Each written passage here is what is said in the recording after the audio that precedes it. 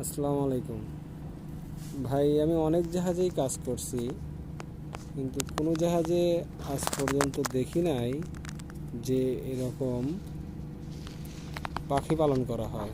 তো আজকে আপনাদের দেখাবো আসলে এই জাহাজের শ্রমিকগুলা কতটাই শৌখিন হলে একটা জাহাজের ভিতরে তারা কবুতর পালন করতে পারে। আসলে এই জাহাজটাতে এরা এই যে এখানে একটু ছোট্ট করে খাঁচা বানাইছে। এখানে এই খাঁচার ভিতরে তারা 4টা 5টা 6টা কবুতর তারা এখানে পালন করে। দেখেন আসলে এই জায়গাটা অনেক রোদ লাগে, কিন্তু কিন্তু তারা তার উপরে অনেক টিনের শীট দিছে, কাঠ দিছে, নিচেতে অনেক পঞ্চ দিছে, মানে যেভাবে রাখা যায় আর কি একটু ঠান্ডা।